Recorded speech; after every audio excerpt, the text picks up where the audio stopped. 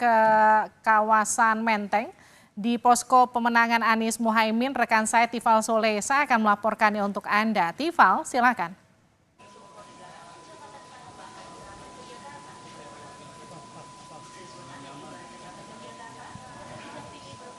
Silakan Tifal.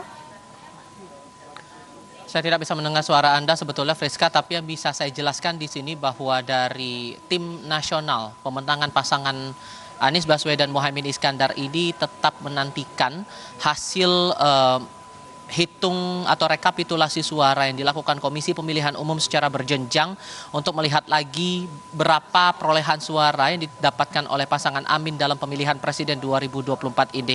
Saya coba menarik lagi ke belakang. Terakhir kali yang saya pahami dari juru bicara Timnas Amin, Billy David menyampaikan kepada saya minggu lalu, tepat sehari sebelum hari kampanye terakhir Pilpres 2024, kala itu lewat sambungan daring ia menyampaikan konfirmasi bahwa Timnas Amin menetapkan target untuk Pilpres 2024 ini setidak-tidaknya bisa lolos putaran kedua dengan perolehan suara setidak-tidaknya atau minimal 35%. Lebih lanjut saya konfirmasi lagi kepada Kapten Timnas Amin pagi tadi, Muhammad Syaugi Alaidrus, yang tiba lebih dulu di markas Timnas Amin ini untuk mengawal seluruh proses rekapitulasi dan juga hasil hitung cepat dari beberapa lembaga survei. Tidak dijelaskan secara detail hal apa yang menjadi perhitungan atau apa yang mendasari, indikator apa sebetulnya dipakai oleh Timnas Amin ini sampai akhirnya menetapkan angka sedemikian. Tapi Muhammad Syaugi Alaidrus beralasan bahwa angka itu atau target itu dipandang realistis untuk pelaksanaan pemilu 14 Februari 2024 ini. Nah, merespons dari sejumlah hasil survei ataupun juga hasil hitung cepat dari beberapa lembaga survei dengan data masuk awal bervariasi, bahkan hingga saat ini pun angkanya masih terus bergerak begitu ya, terutama dalam hal ini dari catatan Litbang Kompas begitu yang sudah dianggap sudah stabil angkanya begitu.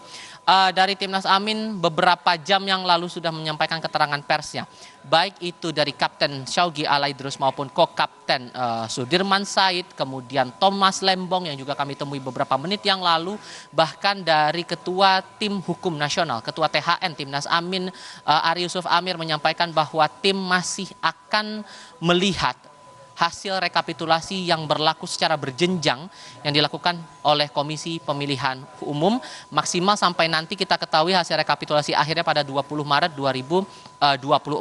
Hal lain yang juga sebetulnya menarik untuk dicermati adalah pernyataan dari Ari Yusuf Amir. Tadi sempat ia sampaikan bahwa ada potensi kecurangan yang dideteksi oleh Tim Hukum Nasional atau THN Timnas Amin dalam rangkaian pencoblosan ataupun juga pemungutan suara 14 Februari 2024 ini. Ia hanya membocorkan salah satu poinnya atau salah satu yang menjadi concern hingga saat ini adalah terlibatnya kepala desa secara masif. Ia menyebut detailnya akan dikaji lagi nanti dan akan disampaikan lagi kepada publik saat data-datanya sudah bisa terkumpul dan bisa ditindaklanjuti oleh Tim Hukum Nasional pasangan Anies Baswedan Muhaimin Iskandar.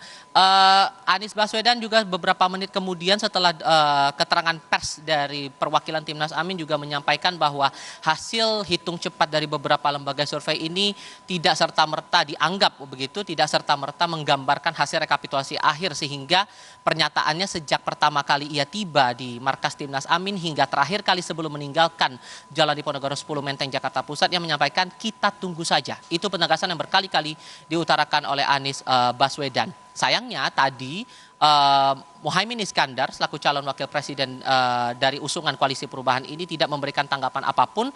Ia diketahui sudah langsung meninggalkan area Jalan Diponegoro 10 dan menuju ke agenda berikutnya. Tim kami juga masih mengawal bagaimana pergerakan ataupun juga langkah berikutnya atau langkah lanjutan yang bakal ditempuh oleh tim nasional pemenangan Anies Baswedan Muhaimin Iskandar, terutama soal dugaan kecurangan yang sudah diutarakan oleh Tim Hukum Nasional Timnas Amin ini, Friska.